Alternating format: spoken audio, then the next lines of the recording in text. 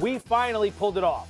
Last year, the Parlay to Paradise was a 9-team parlay. You would pick 4, I would pick 4. 9-legger. And a special guest would pick 1. We couldn't even come close. So we scaled it down to a 5-teamer this year. And sure enough, last week, Tyler Fulghum and Joe Fortenbaugh came through in a big way, going 4-0, only for Field Yates. Patriot insider, NFL insider. Good looking, handsome, soon to be a dad. Mother scratcher. Takes all that good mojo and just craps all over our segment with the Ravens. Ugh. Field, we love you. We're just kidding around. Thank you for participating in the bits. But you're out. Yeah, you're out. We're not coming back to you ever again. That's where that goes. So here we go. Got to get rid of the bad mojo here.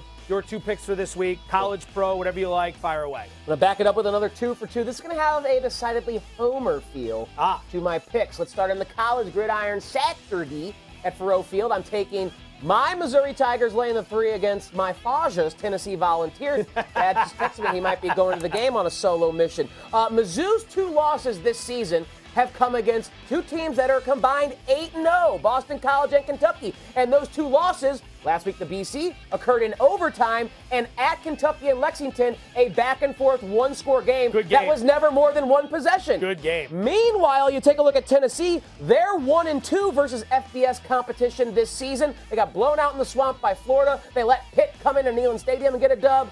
And they beat Bowling Green. Everyone beats Bowling Green. So I just think Mizzou's the more impressive team. Laying just 3 at home, I think they get the victory. All right. Finally, in the NFL on Sunday, Rams and Cardinals over 55. Classic shootout here. Matt Stafford, no one's stopping him and Sean McVay right now. I don't think that Cardinals defense is going to do that. And Kyler Murray is as scary as any quarterback the Rams will see all season long. So 2 teams that like to move up and down the field efficiently because they got talent and their pace. Both teams go fast, they run no huddle, and they maximize play volume. So over 55 for Rams and Cardinals. I like your style. Good work there.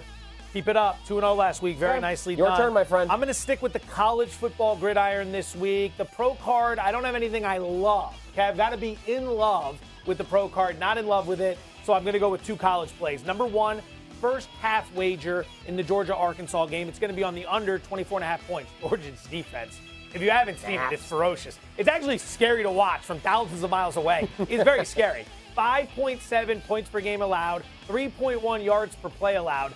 Number 1 in college football. Arkansas coming off a huge win against Texas A&M. Wouldn't be surprised if they start a little flat here. Don't sleep on the Razorback defense. They play solid. 14.5 points allowed per game this season. They played some good teams. Texas A&M, Texas, they've handled it. I think it's going to get off to a slow start, and then maybe it explodes in the second half.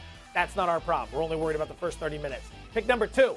Same thing as last week. I'm going back to the well. Army -9 over Ball State. The reason we took Army over Miami, Ohio last week, Army's one of the best rushing attacks in the country, 340 yards per game.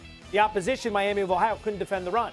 And Army ran all over them. So guess what Ball State doesn't do well? Defend the run. They're outside the top 100 in opponent yards per play. They're terrible. Army should be able to run like crazy. They're averaging time of possession north of 40 minutes. That's number 1 in the country. It keeps the defense fresh. Back to the well with the Army Black Knights. Special guest this week is Stanford Steve Coughlin. Generally, we get a video with the pick.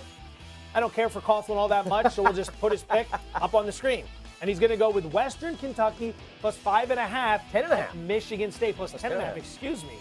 A weird bout of my brain not working, which is actually more commonplace than you would think. I don't have much of an assessment on that game. Western Kentucky hung tight really well last week against Indiana, but they started slow in that game. Yep. Michigan State's been a freight train. They've been good. Normally good. So hopefully we're not screwed again by our more famous compatriots here at the ESPN bubble. $2,552.22. You can keep the change. I'll keep the bills, and we'll go from there. Doesn't seem like a good deal, even though I throw that joke out every single fair deal. week. Thanks for watching ESPN on YouTube. For live streaming sports and premium content, subscribe to ESPN+.